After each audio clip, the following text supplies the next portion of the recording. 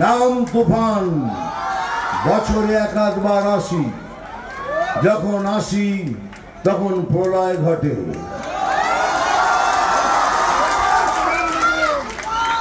আর যখন যাই, যারা নিজেকে ভগবান মনে করে তারা তাদের অস্তিত্ব খুঁজে বেড়ায়। এবার তৃণমূলের বিসর্জন অনিবার্য, তবে মার খেয়ে বাড়ি আসবেন না। ওরা যেভাবে আমাদের সঙ্গে ব্যবহার করবে আমরা ওই একই ব্যবহার করব। 26-এর বিধানসভা নির্বাচনের আগে ঠিক এই ভাষাতেই দলীয় কর্মী সমর্থকদের বার্তা দিলেন চিত্রাভিনেতা তথা বিজেপির কেন্দ্রীয় নেতা মিঠুন চক্রবর্তী। বুধবার বড়জোড়ার মালিয়ারায় বিষ্ণুপুর সাংগঠনিক জেলা বিজেপির এক কর্মী সভায় ওই বক্তব্যের পাশাপাশি তিনি বলেন, আমি নিজে যেখানে জেলায় জেলায় ঘুরে বেড়াচ্ছি সেখানে আপনারা কেউ নিজেদের মধ্যে মনোমালিন্য রাখবেন না। আমি এই জন্যই ঘুরে বেড়াচ্ছি পুরো পশ্চিমবঙ্গ। এইবারে তৃণমূলের বিসর্জন অনিবার্য, তৃণমূলের বিসর্জন হবেই হবে এবারে। সেই জন্যই ঘুরে বেড়াচ্ছি, লোককে বোঝাচ্ছি। তার কারণ হচ্ছে এটাই যে আমাদের সবাইকে এক ছাতার নিচে আসতে হবে।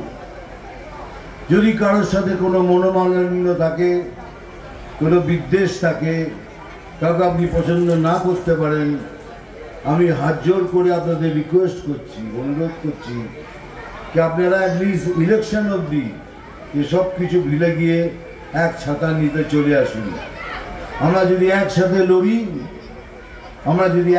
লড়ি তাহলে আমরা জিতব, আর নিশ্চয়ই জিতব। দ্বিতীয়ত, মার খেয়ে বাড়ি আসবেন না, মার খেয়ে বাড়ি আসবেন না। ওরা যেভাবে আপনার সাথে ব্যবহার করবে ঠিক সেইভাবে আমরাও তাদের সাথে সেই ব্যবহার করব।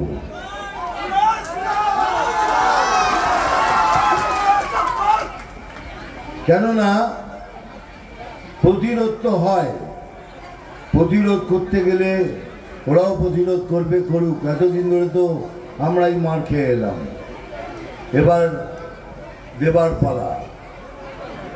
সেই জন্যই বলছি, যারা যেভাবে ব্যবহার করবে আমরা ঠিক সেইভাবে ব্যবহার করব। তৃতীয়ত, এখানে যারা কর্মী সভার লোক এসছেন, বুথের লোক কতজন এসছেন বুথ থেকে? একটু হাত তুলুন। অনেক, ভেরি গুড। আমি কিন্তু একটা কথা বলছি, শুনুন। বুথে বসার জন্য কাউকে কোনো পয়সা দেওয়া হবে না, এমনি যাতে বুথে খরচা হয় সেটুকু দেওয়া হবে। বুথে বসবো বলে 2000 টাকা পাবো, 3000 টাকা পাবো, তাদের আমরা চাই না। বুথে তারাই বসবেন যারা বিজেপিকে হৃদয়ে বসিয়ে রেখেছেন, তারাই বুথে বসবেন।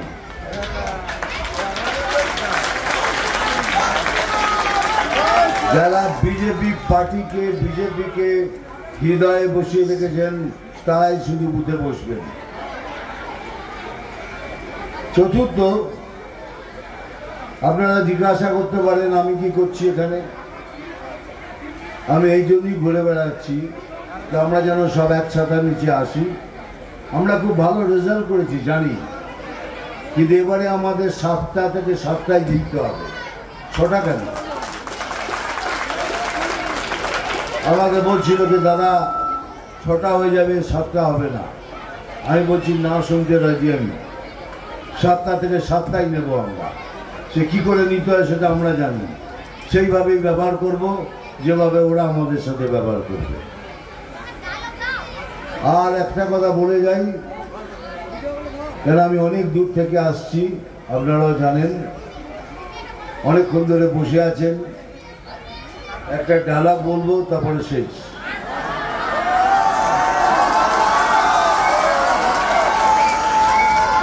এইখানে সব আমার দিদিরা বসে আছেন, বোনরা বসে আছেন, এদিকেও আছেন সবাই। এদিকে সবাইকে বলছি যেভাবে লড়ছেন সেইভাবেই লড়বেন, লড়াই যেন ছেড়ে দেবেন না। নাম তুফান, বছরে একাধবার আসি, নাম তুফান, বছরে এক আধবার আসি, যখন আসি তখন প্রলয় ঘটে।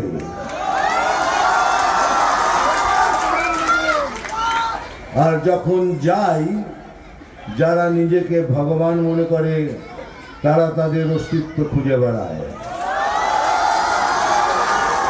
মিঠুন চক্রবর্তীর বক্তব্যের প্রতিক্রিয়া দিতে গিয়ে বড়জোড়ার তৃণমূল বিধায়ক অলোক মুখার্জি বলেন, উনি সিনেমার লোক, তৃণমূলের রাজ্যসভার সাংসদ ছিলেন, এখন নিজের পরিবারকে বাঁচাতেই মিঠুন বিজেপিতে গেছেন বলেও তিনি দাবি করেন। দেখুন, উনি একজন অভিনেতা, তৃণমূল করছিলেন, রাজ্যসভার সদস্য হয়েছিলেন। যেমনি পরিবার বিপদে পড়ে গেল, তেমনি অমিত শাহ এবং প্রধানমন্ত্রী পায়ে ধরে বাঁচার চেষ্টা করলেন। উনি দেশ সম্বন্ধে কি বুঝবেন, পার্টি সম্বন্ধে কি বুঝবেন? নিজের ফ্যামিলিটা বাঁচানোর জন্য তৃণমূলটা ছেড়ে বিজেপিতে হাতে পায়ে ধরে যোগদান করেছেন মিঠুন চক্রবর্তী।